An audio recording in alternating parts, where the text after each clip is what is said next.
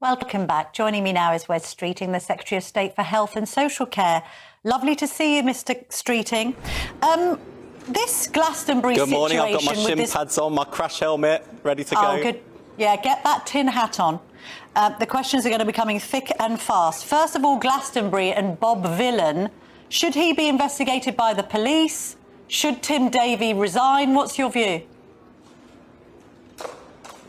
I think the police are investigating, so I probably shouldn't say more about that. I do think the BBC have got questions to answer, as of the organisers of Glastonbury, about how this particular act came to be given such a prominent platform.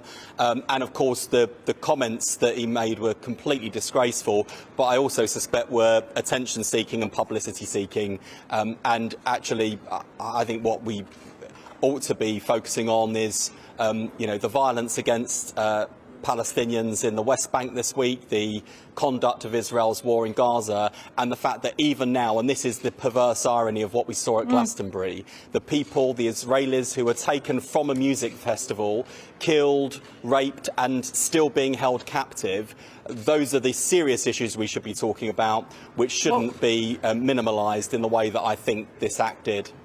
OK, but why aren't you mentioning the violence of Hamas in that little statement? Well, I certainly did, in terms of what happened to those innocent Israelis at the music festival on October the 7th. Hamas continues to use its own people as human shields. I mean, why have we got people at Glastonbury not saying death to Hamas? I mean, it's an unbelievable situation. You must look on Britain right now, see those scenes at Glastonbury, this complete normalisation of anti-Israeli and anti-Jewish hatred, and I hope, like me, have your head in your hands. Well, absolutely. Hamas is a death cult. We should be in no doubt about that. And I suspect that half of those drunken revellers, in fact, most of those drunken revellers, wouldn't want to live a single day in life under Hamas. As I say, they are a death cult. And none of us would choose to live under that kind of oppression. And I think we should... It's not for me as a government minister to start dictating to arts organisations or indeed broadcasters who you do and do have on your programmes. That's Orwellian. But I do think we should think seriously about how we exercise the freedoms that we enjoy in this country. And if people are serious about peace and ending violence, think about what on earth did that achieve yesterday, that sort of language. OK. Quick follow-up, though. We've had the Pulled Gaza documentary, we've had this, we've had the Gary Lineker debacle, we've had Dawn French recording videos, and she works for the BBC. Doesn't Tim Davie, just a yes or no answer, please, have to consider, at least consider his position? Well, it's not been the BBC's finest hour. I'm not going to comment on the future of the Director General. That's not my place. I know the culture. I know that Lisa Nandy, the Culture Secretary, is talking to Tim Davie, and that's probably all I should say this morning. All right.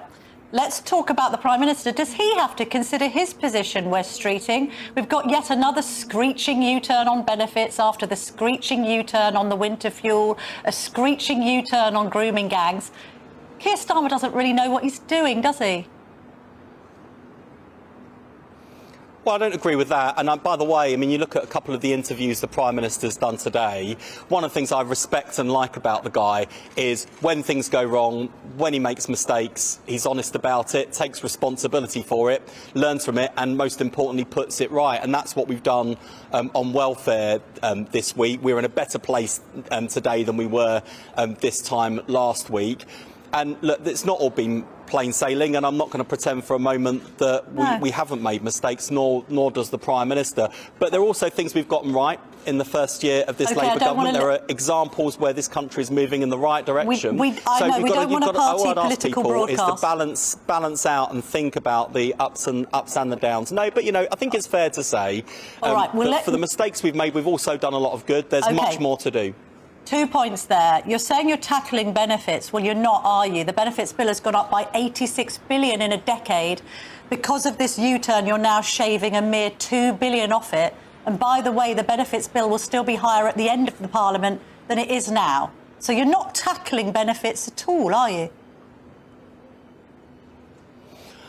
Well, we are, and one of the important ways we will be reducing the benefit bill is by getting people who can work and therefore should work back to work, whether through providing employment support or, in my case, with the NHS, making sure that people who are off work, off sick, making sure that we're cutting waiting lists so they're not just back to health, they're also able to go back to work.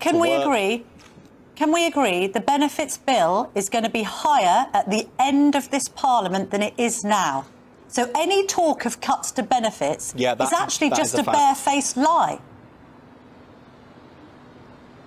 Well, that is a fact you've just stated, that we will be paying more for the welfare system at the end of this Parliament than we do today. It's one of the reasons why this government is determined to reform the system, to make it sustainable, and that's the context in which we've been having this debate. Of course, we've got to tread carefully in this issue of support for disabled people, because there will be lots of people who, through no fault of their own, simply cannot work.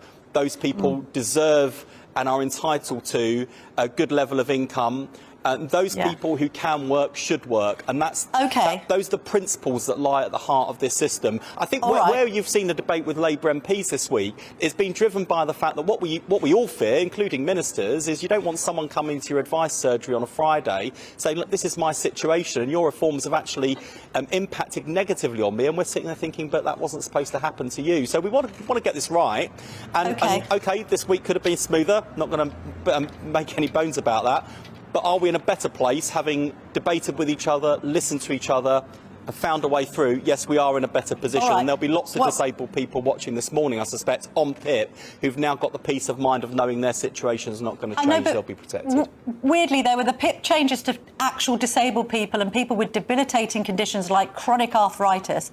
No changes at all in anyone claiming for mental health problems. Now, I completely understand the need to claim PIP if you are so incapacitated by chronic depression that you cannot leave your house.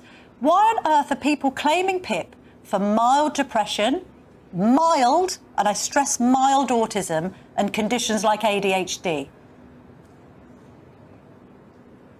Well, we will be looking at those issues as we reform the welfare system, and also I'm making inroads on mental health. You know, remember we promised 8,500 more mental health workers at the general election. We're already well on the way to delivering that. We're at 6,500 at the moment, and there'll be more mental health support available. So that was partly my responsibility to get that bill down by making sure that people have got that mental health and well-being support to make sure that people can live happy lives and healthy lives and fulfilling lives without relying on the benefit system. We're slightly running out of time. A very quick word on Wayne Couzens, the cop killer of Sarah Everard, getting this £7,000 lumbar puncture on the NHS while in prison. Can you tell me right now, Wes Streeting, that he wasn't fast-tracked for that treatment? Because it's usually a very long wait to get a lumbar puncture on the NHS. Well, I'm not able to comment on individual cases. Will you look into it?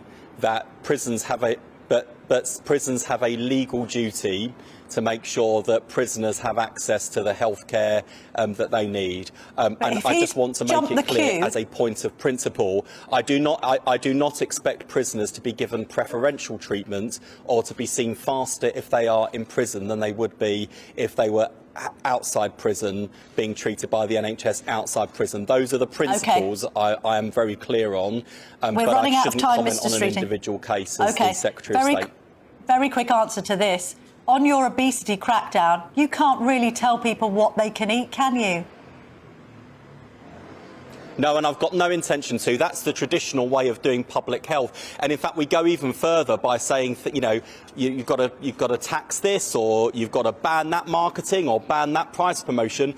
What we're announcing today is a partnership with supermarkets, welcomed by the likes of Sainsbury's and Tesco's, where together we're going to set a target to reduce the unhealthiness of the average shopping basket in a way that you and I won't notice when we're doing our shopping. OK, thank you so much, It's a shame I could have gone on for ages about this. But this is nudge, not nanny, and it'll be genuinely game-changing.